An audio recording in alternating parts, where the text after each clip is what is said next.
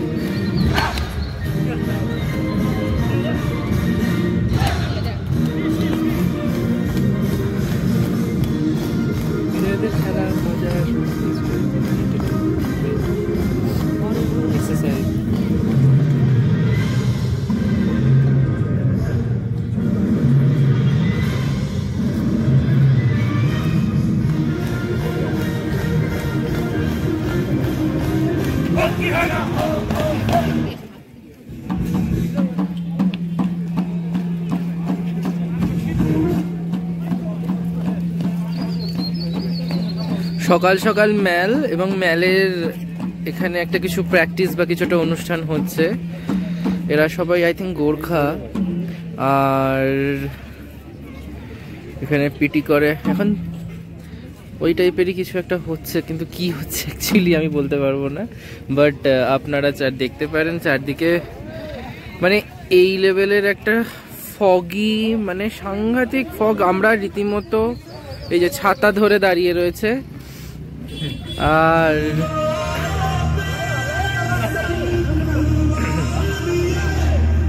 ওই দেখো,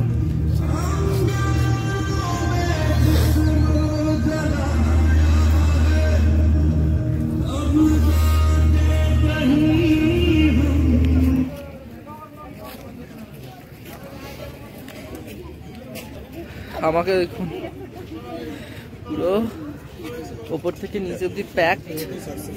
প্রচন্ড প্রচন্ড ঠান্ডা, প্রচন্ড ঠান্ডা। 11-10 যাচ্ছে, 11-10 যাচ্ছে। আর এই সবাই বলছে এই টাইমে এই রকম ঠান্ডা হওয়ার তো কথা নয়, কারণ ঠান্ডা হবে মানে এই রকম ফগি ওয়েদারের কথা নয় এই টাইমটা। বাট আমরা যেখান দিয়ে এলাম সেই জায়গা পুরো ঢেকে গেছে। আর ওপর থেকে হালকা, মানে মেঘের মধ্যে থাকলে তো হালকা একটা বৃষ্টি তো হবেই। আর প্রচন্ড ঠান্ডা এখানে, মানে 9-8 যাচ্ছে, যেটা ভাবাই যায় না। যাই হোক, ঘন্টায় ঘন্টায় মানে টেম্পারেচার আপ ডাউন হচ্ছে। মানে আমরা জাস্ট ব্রেকফাস্ট করে বেরিয়েছি। সো আরেকটা কোনো অনুষ্ঠান হচ্ছে, আপনাদের দেখাই।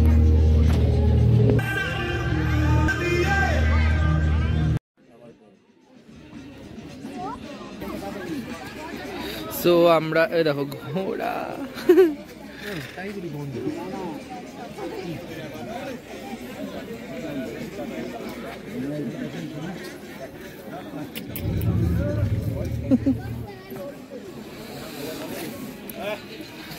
ম্যাল পুরো সাদা হয়ে গেছে, পুরো সাদা,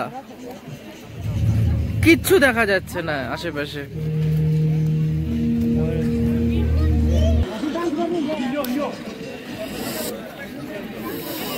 দেখতে পারেন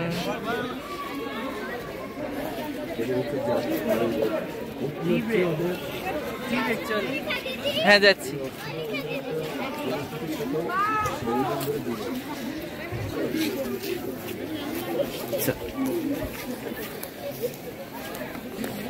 কন্টিনিউয়াসলি ওশ পড়ছে বাইরে, বাইরে ভীষণ মানে বৃষ্টির মতন পড়ছে, সেটার জন্য মাথায় এটা দিতে হচ্ছে।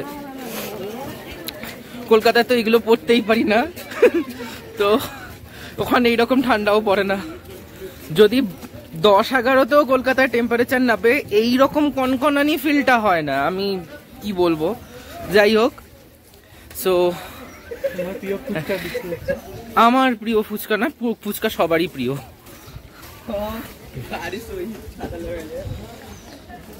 হ্যাঁ,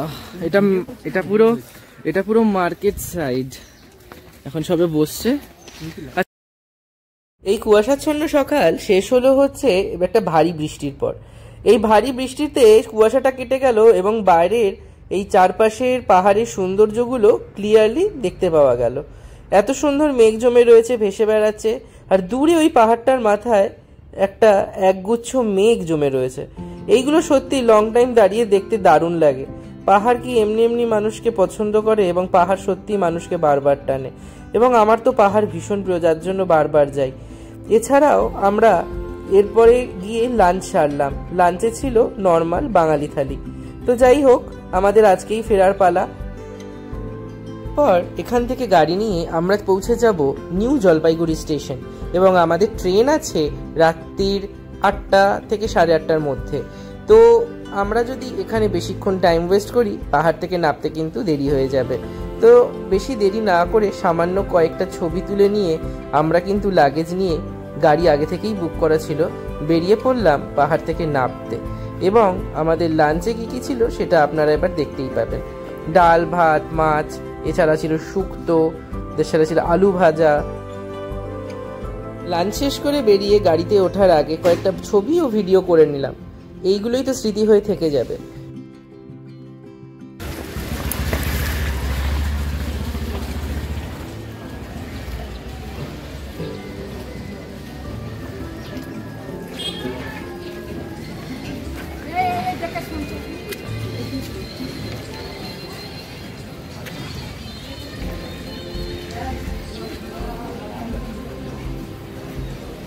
কি দেখছো?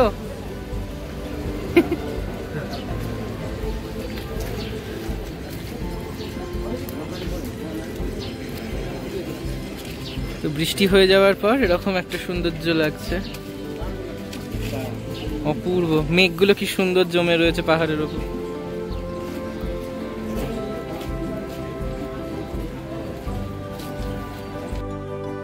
অল্প দিনের ছুটিতে খুব তাড়াতাড়ি আমরা ছবি এবং ভিডিও তুলেছিলাম, তাই হয়তো বেশি ইনফরমেশন এবারে দিতে পারলাম না। তবে আপনারা আপনাদের সাপোর্টটা রাখবেন। আশা করি ভবিষ্যতে আরও অনেক কিছু তুলে আনবো সুরাজ ব্লগের মাধ্যমে।